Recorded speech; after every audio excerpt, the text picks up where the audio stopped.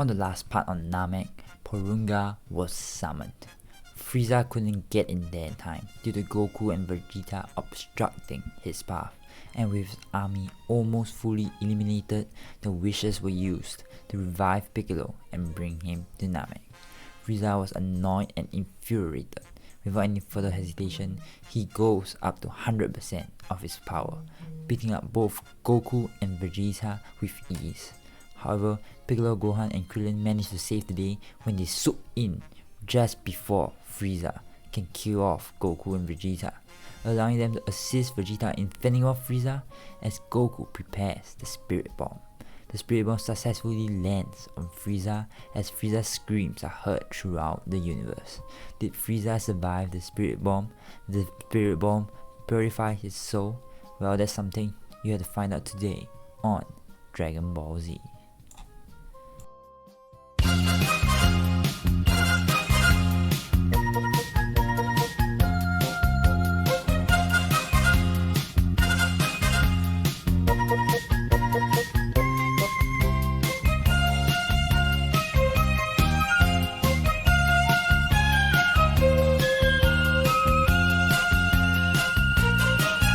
The Spirit Bomb was powerful, and the Z-Fighters thought that the battle was over.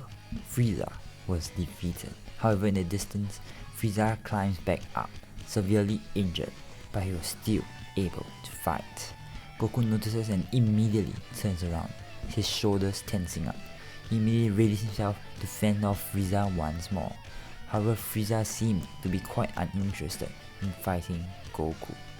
He seemed to be pretty subdued and he made no move towards Goku and his friends. Vegeta put a hand on Goku's back. It was alright, he said. Frieza was no longer a threat. Looks like his theory was correct after all. Goku himself was just plain confused. What had just occurred? What did Vegeta mean? Vegeta explains, having experienced the Spirit Bomb firsthand on Earth, it seemed to have an effect when any evil or maliciousness hidden in your heart would be fully eliminated. That was what happened to him, and this was probably what Frieza was experiencing right now. So let's talk about how Frieza's feeling. In all honesty, he doesn't know what to do with himself. Just a few minutes ago, he was filled with anger and hatred, and he wanted to murder Goku. However, now he just felt that revenge was petty and stupid. Frieza stalks away back to his ship as Goku watches in fascination. Wow, the Spirit Bomb was awesome! On King Kai's planet, King Kai suddenly praises himself. After all, this was his technique. Frieza decides his first course of action was to clean up the Frieza Force. Meanwhile, Goku and Vegeta get back to Earth and go on their separate ways. Vegeta moves over to Capsule Corporation while Goku goes back to greet Chi-Chi. Meanwhile, in the wasteland, suddenly a machine appears out of thin air. This was a time machine and a boy with purple hair steps out. This is obviously Trunks from the future timeline. However, this version of Trunks was from the original timeline where the Spirit Bomb did not purify souls. So, Trunks looks around confused. Wasn't Frieza supposed to arrive right about now? There was no sign of Mega Frieza or King Ko anywhere. Trunks decides to go investigate. The first thing he does was to fly over to Capsule Corporation. In the gravity chamber, Vegeta senses an energy flying towards Capsule Corporation and immediately goes out to investigate. Trunks sees Vegeta flying towards him and is briefly shocked. After all, this is the first time he encounters his father. Vegeta immediately questions who Trunks was. Trunks was briefly flustered.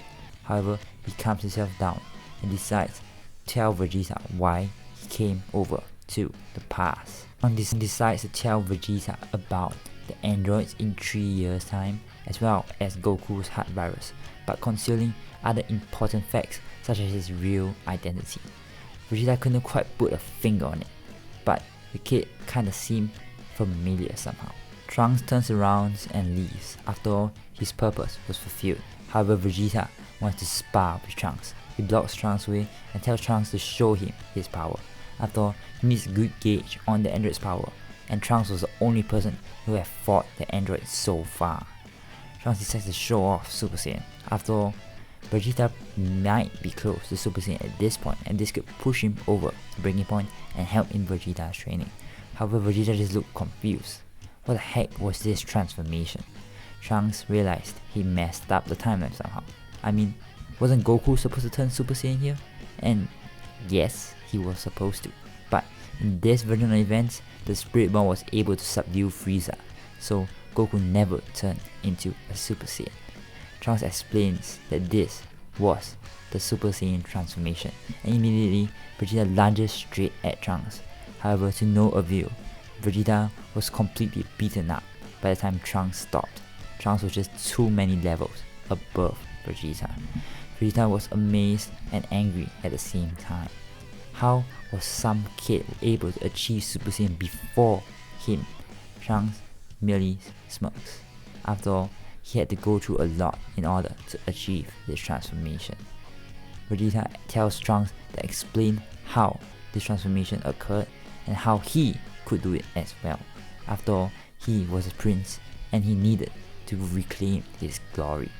Meanwhile, Goku makes it onto the scene. He felt two powerful key signatures clashing with each other and wanted to investigate as well. He knew one of them was Vegeta, but couldn't quite pinpoint who the other person was. And at first glance, he couldn't recognize who this Trunks guy was. Trunks asked Goku whether he knows how to turn Super Saiyan, and Goku merely shrugs. He doesn't even know what a Super Saiyan is. Vegeta explains the Super Saiyan was a warrior of legend, one born once every 1,000 years. Vegeta thought that that person was him. However, this kid seemed to have defied their expectations fully. Trunks tells Goku about androids as well, and after that makes his leave. He was sure that with this motivation, Goku and Vegeta would be able to train themselves to become stronger than androids. Meanwhile, we go back into space to talk about Frieza's adventure. As I said before, Frieza wants to clean up the Frieza Force, make it better, make it stand for a nobler purpose instead of just killing and hatred. However, King Ko did not agree with his ambitions at all. He didn't even recognize the son he raised. This was like a completely different Frieza. Frieza knows that in order to take things into his own hands, his father might have to go. However, he was still hesitant in approaching this matter. After all, King Ko was still his father, no matter how despicable he is.